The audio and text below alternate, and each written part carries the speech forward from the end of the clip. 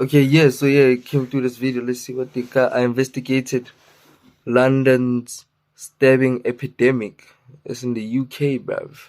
The man them be stabbing each other, dog. Let's see what. United Kingdom, where it's illegal to carry a knife longer than 3 inches in public without good purpose, and is punishable up to 4 years in prison. As of 2022, 40% of all homicides in England and Wales was done using a sharp instrument like a knife or a broken bottle. And knife crime is up 76% over the last 10 years. Knives have become the primary boogeyman for politicians to point the blame at. They say a man drove into a house and then began stabbing people with a sword.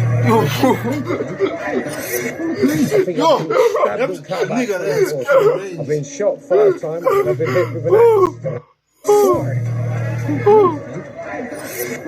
I've been stabbed and cut about 24 times. I've been shot 5 times and I've been hit with an axe. I feel like it's not safe around here anymore. Anything can happen in seconds. So they're selling online for £15. Whole big katana, about longer than your whole leg. I've got sparkle on my arm. £15. No, why would I was like that? Through where the bullet went through. I don't know how you're alive, by the way. It's not halfway through, look.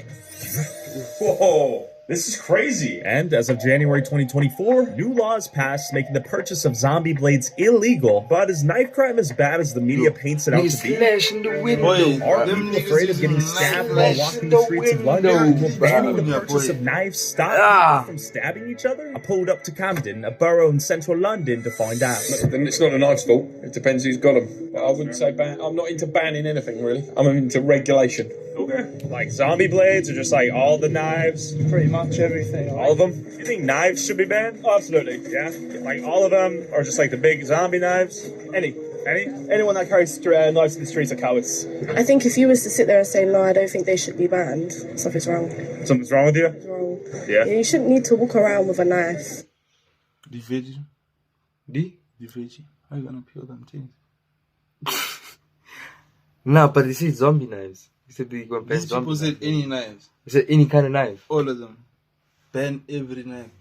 How you cutting the steak? Y'all people moving zesty out there, bruv. What do you cut your bread with? A knife, obviously. Oh, yeah. It just does the same message. That's crazy. Something's wrong. Something's wrong with you? Something's wrong. Yeah. You shouldn't need to walk around with a knife. What do you cut your bread with? A knife, obviously. Oh, yeah, no, you're right. That's a dilemma, yeah. What would happen? Would people start cutting their food with like plastic knives? Forks? Okay, interesting. What about like a steak? You have to use a knife, but you can use a little tiny one. No sharp. Remind yourself, no sharp. No shot. So it's all about that sharpness. Exactly. I'm scared of my gun. When I was at school, someone tried to steal everything off of me with a knife. What are you Take away the smoking? weapons. Knives? Just like on the street? Yeah, Sure. obviously, yeah. What about like kitchen knives? You can't really do that, can you? I don't know. Why do you need a blade that big? Sure, like let's say even a sword. A sword? Yeah. You're always gonna have the hobbyists out there, right? Bro. If used in the right way, nothing it's should be used in banned, the really. right But way. that's How do you very use difficult a to sword in the police. right way? Knives should be banned. Yes. Yeah. All of them? Yes. Even the kitchen knives? Of course they should. Yeah. But knives don't kill people. People kill people. All right. That's This I think nigga it depends on stands. the context. Where do you find the people with the knives? Probably in concerts or public places might be banned. Not banned, but they have to take more control. No speak English. Like No speak English. like No, because for No. cooking. cocina. Yes. I actually went to school with someone who died from a knife crime. I think that with banning anything, it's not as easy as you're just going to be able to get everything off the street. Things are always going to happen regardless. Like, for example, we don't have guns here, but we still have, we still have gun violence. It's not as common. It would have to be a very detailed plan, really cracking down on different areas. It's a very complex issue that I don't think a flustered 21-year-old who just saw you on the street can answer. Yeah, no, hey, you did a great job though, jumping in that. Not the ones in the kitchen. I mean, I guess the question is if I bring it out of the kitchen, it's now on the streets, right? I guess. I'm not really around knives much. Sam? Do you think all of the knives should be banned? I mean, yeah.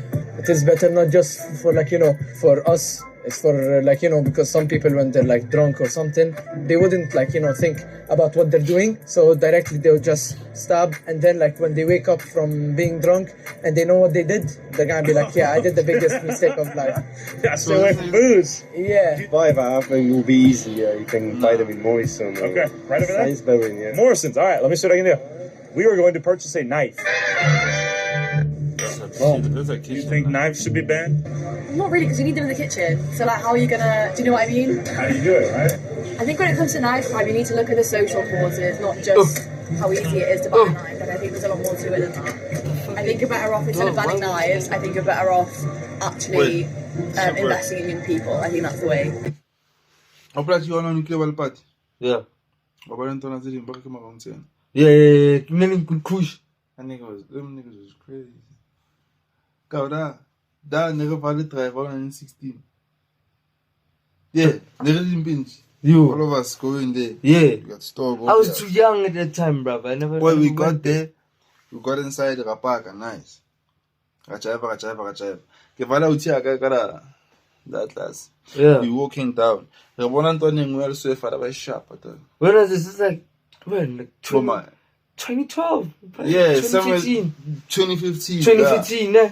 Boy. Yeah. We passing by. Yeah. When we got into the bus, dog, we were like, we vibe, dog. Them niggas pulled up. I heard them niggas was wearing like nurse gowns, bruv, from like the them hospitals niggas had and shit. masks before COVID, nigga. Them niggas pulled up. I'll tell you to be the first day. Eh. Pa. Window down. Damn. More, yeah. You. Now we fighting this nigga. Like 4 niggas against 2 niggas. The 2 niggas outside. But like about matter, one has a hammer and a panga. This one has a okap. Oh. The nigga with the hammer and a panga was hit with boy, that was a fight. It's serious. That block unkile bottle la shot the nigga hit the back. Yeah. That bottle they were hammer and pa. Yeah. That nigga slowed down. He came back. I'm shakalili. Wasala da manua okapi. The niggas that we vying with were sleeping, boy. Holana na yada ona the block the outia kave the nigga tell you. We were fighting that nigga. That man was so. I was like, what the fuck? Okapi khona you by first there. Eh. I want to my kids in the what was wrong? No. And like that was you. Eh. But that we passed. We moving. But if I catch you, like him up, boys.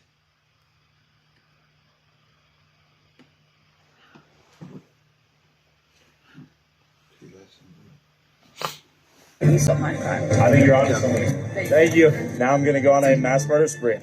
Kidding. Please don't call the cops. All right, bye. Let's say you do ban these. The question then becomes, is this a sufficient enough deterrent to stop me from getting a chunk of metal and sharpening it myself? I don't know. Honestly, probably, yeah. I'd be too lazy to go make that, but I would get the screwdriver and start hacking away personally. And if not a knife, they own a pair of scissors. So I think what they're really saying is ban slightly weaponized, sharp things. But this is not intended to be a weapon. So where does this logic end? Question for you, miss. Do you think knives should be banned? Yes, definitely. Like something like this? Yeah, definitely, yeah. What if I need to cut my bread? Well, I mean, outside or inside? What if I bring it outside? Only if it's near your flat or where you live, yeah. I mean, we have a bad knife crime in Camden. It's really bad. No one's controlling it's really it. bad. So long as it's always being snatched is also another big problem, yeah. But yeah, I wouldn't do it, yeah. Why is it so bad here, do you think? Because there's nothing for the kids to do. So they're just like wandering around with no activities, and I think that's walk part around of it. with knives. Knives should be banned? Yeah, of course, man. Use your hands, man. Nice, man. Peace and love. What about these right here? What if I'm cutting bread tonight? Kitchen. It should be a much stricter sort of administration on it. And do you think that logic should apply to all knives? Yeah, all kinds. Anything sharp. If you can do damage with it, it should be registered. Could you stop someone from finding something else that's sharp? No, if anyone wants to hurt themselves, they'll do it. But I think that's more of a reflection on the mental health crisis than the okay, that's interesting. They can be banned because you have to use them for eating. Sure. What about like a sword? Maybe yes. Yeah, maybe. All right. But if you want to stab someone, you don't need a knife. You can use a pencil. You can use a pen. You don't need a knife. You know, education. Some John Wick. We don't like guns. We don't like violence. Shouldn't use knives for violence. Okay. That's it. I figured it out. The simple answer is ban violence. But this new zombie knife ban begs the question. Once zombie knives are banned, should regular kitchen knives also be banned? Can the government regulate violence out of people? I think we should pay for YouTube Premium.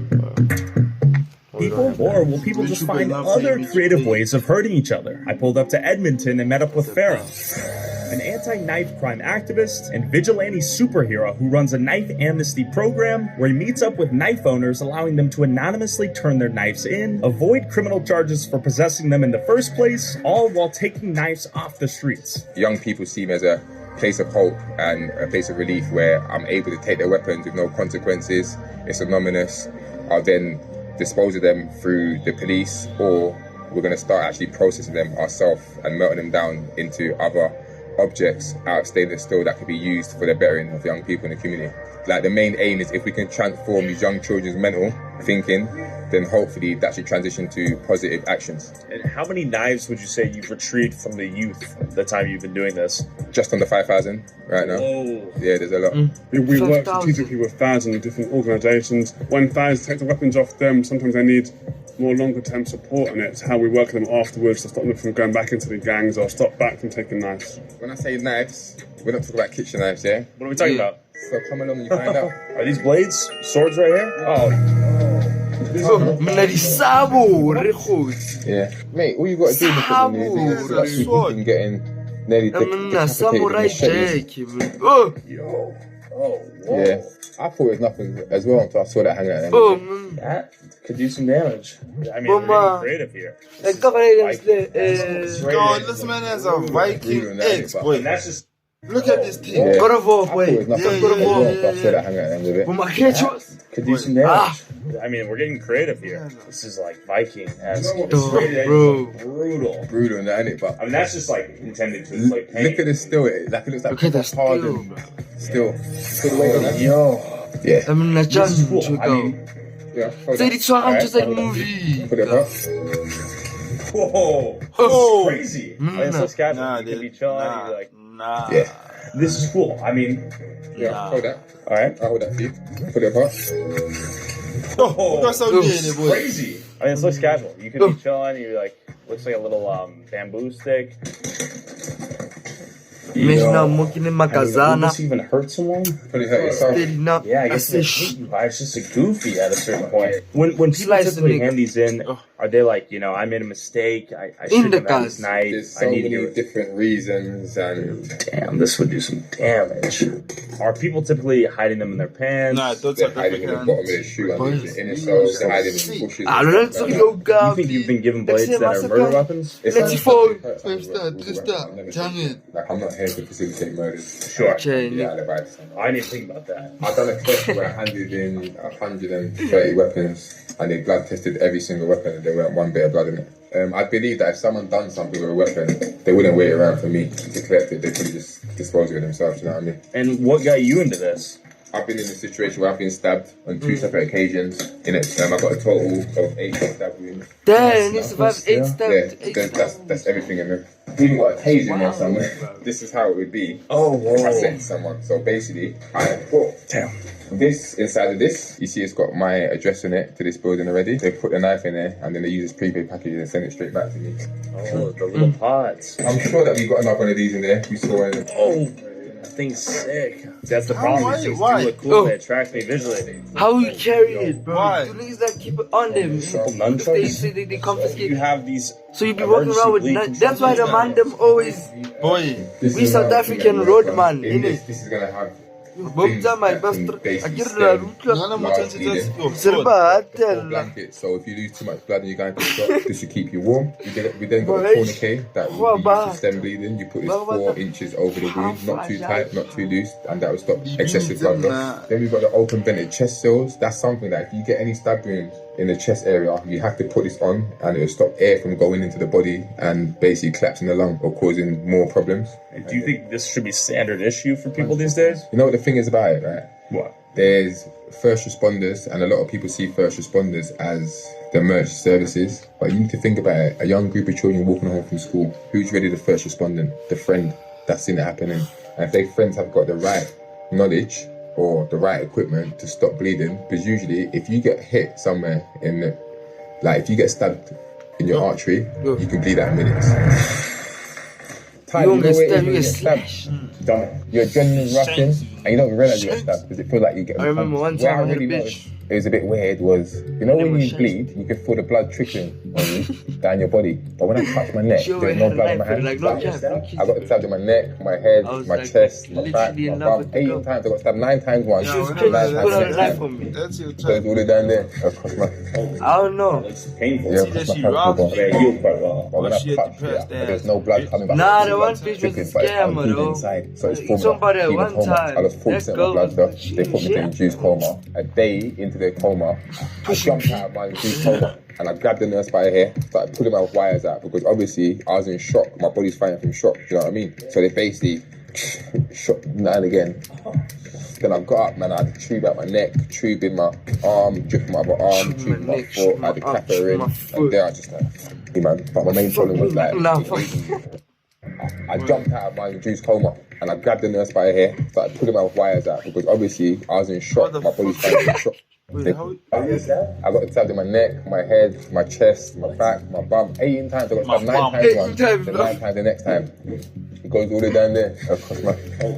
That looks painful. Yeah, across my clavicle, bro. I mean, it healed quite well. But when I touched it, there was no blood coming back. I could feel the blood dripping, but I was bleeding inside. So it's forming a hematoma. I lost 40% of my blood though. They put me to induced coma. A day into their coma, I jumped out of my induced coma and I grabbed the nurse by her hair, started pulling my wires out because obviously I was in shock. My body's fighting from shock, do you know what I mean? So they basically shot now and again. Then I got up, man, I had a tube out my neck, tube in my arm, drip in my other arm, tube in my foot, I had a catheter in, and there I just like, man. But my main problem was like, it gave me nerve damage. So I had a lot to work back from. It was like a big shock. Like when I got stabbed, it was like a big blur of white.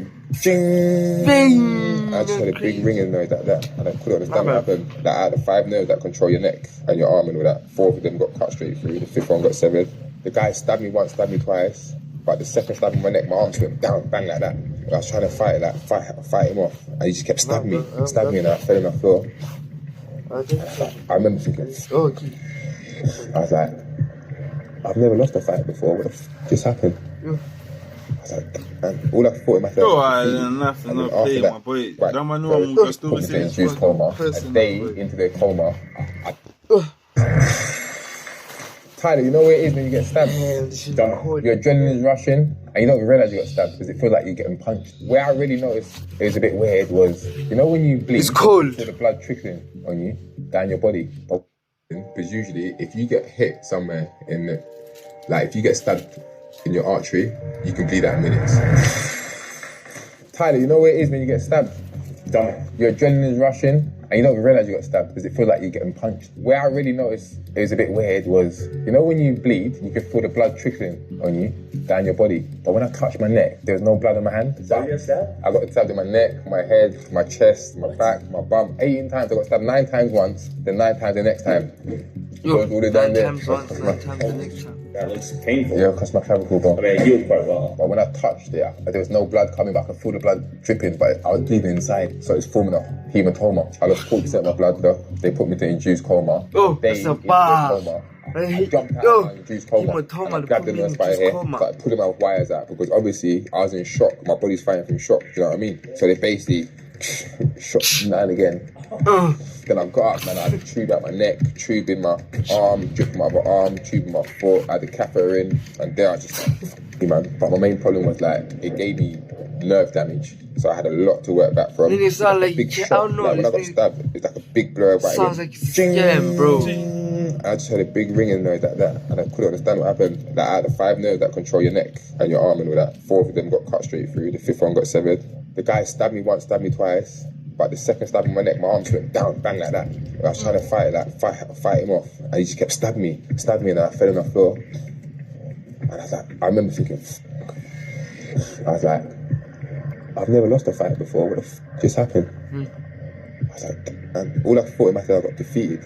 And then after that, it's like he started to go one way. I started to crawl off like that. I was crawling off, I was like, and I said to him, bastard. And then he come back to me again, and I was crawling off, I was like, then he stabbed me in my fucking spine, just spine, and stabbed me on the bottom of my bum again. I was like, damn. After that, the fucking police come in it.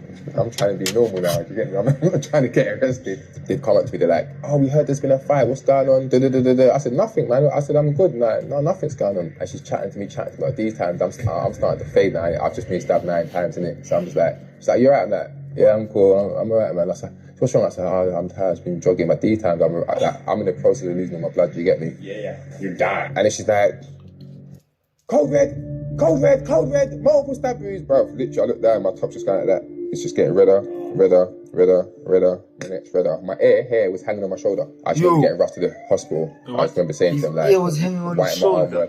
Why am my arm working? And they just said to me, like, our main thing is to stop you bleeding right now. Do you get me? I lost so much blood. And after that, yeah, man, just literally the road to recovery.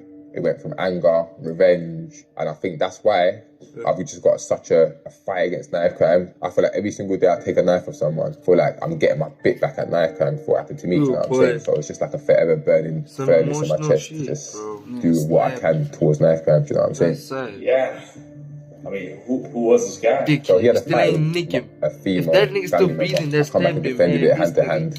He smacked him up, then he come back with a knife. I had to cry myself. That was me. Like, I don't like I'd have a fight. I wasn't bullying nothing, but I could definitely hold my own. Think about it, I got stabbed 9 times once, then I got stabbed 9 times again. If I was a habitual knife carrier, I would have been the one doing the stabbing. And even to this day now, I'd never carry a knife. Like I'm good, and the life that I live, it'd be very, very strange for me to get in any sort of incidents where a knife's gonna be turned at me, do you know what I mean? You see America, you see when you don't say you're gonna give someone a life sentence, they be like, you get 100 years plus 2 more life sentences. Now that's a real life sentence, yeah? In England, when you get a life sentence, someone's been in jail for a couple of years, they get 12 years, do half of it before you know they're out in court. People say, oh, but look in America, people still do crazy things. I get it.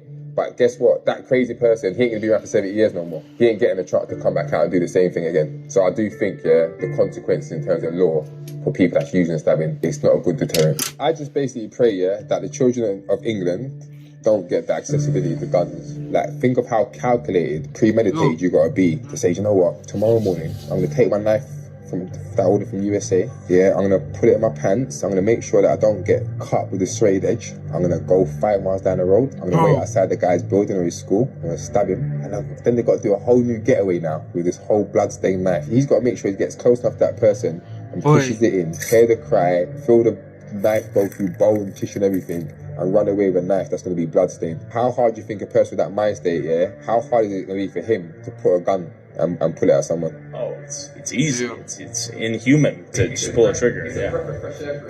This is wild that people are buying these for 50p. I mean, I don't know why. Like 60 cents for 6 hours is even possible. Well, these guys are not only taking these blades straight out of Elden Ring off the streets and into safe hands, they also melt the metal from these blades and turn it into things like gym equipment for at-risk youth to use at this youth center they're building. We got a partnership with Amazon. All their defected goods or return goods, they come to us, and we basically get an engineer, fix them with young people, and we give them out to the community or people that's in need of them. We've got about 28 rooms that are done. These are some of the rooms. We've got about 37 to go. We've got upstairs, downstairs, massive photography and film studios, media rooms, and we really want to do a lot of dynamic activities to really empower and support these young people. All here, from end to end, there'll be one massive video wall. Yo!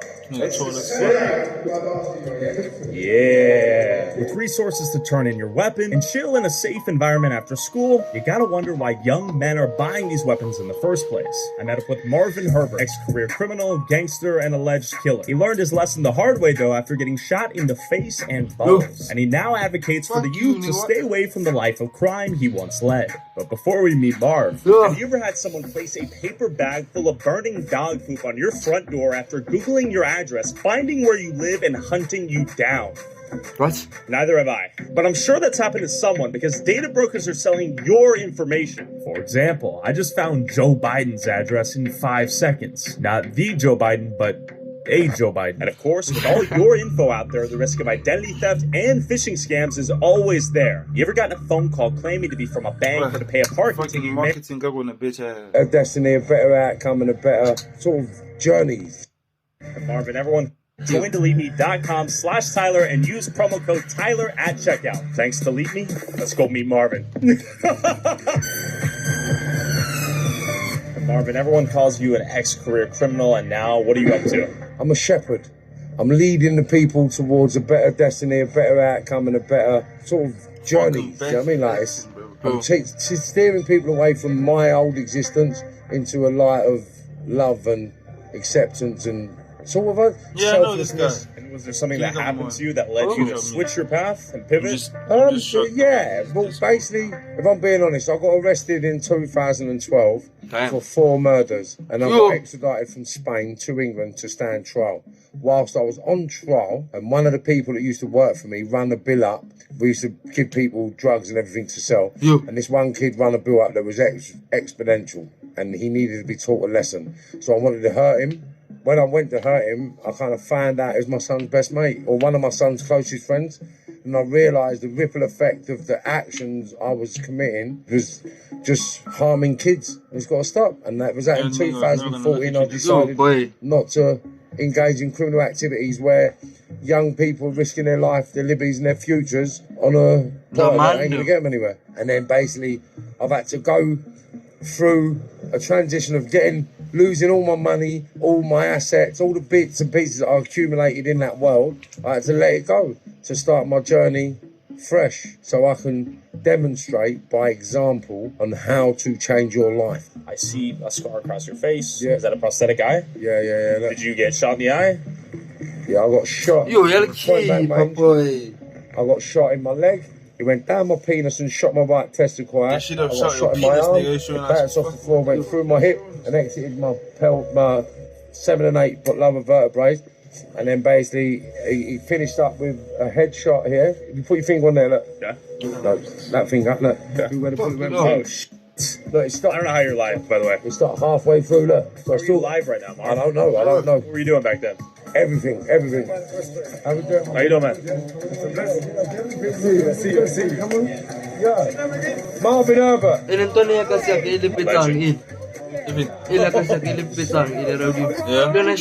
Seems like Marvin's criminal past had made him a legend of the community.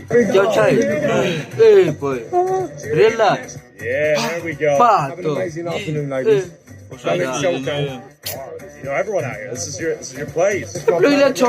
So this is where all the major raves were, here and the four in Camden Palace. 11, 12 years later, He's in crack at 12. 11, 12, yeah. We were selling it first and second year of secondary school. We were smoking crack and selling crack and heroin and ecstasies.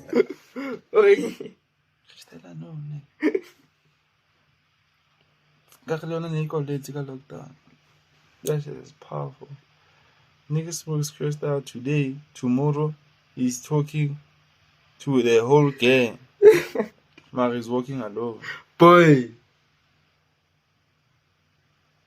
And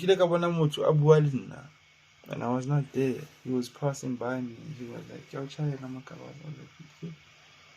you be smoking too much crystal. I requested 2.5. Give him a 10:30 at that time. Late But night.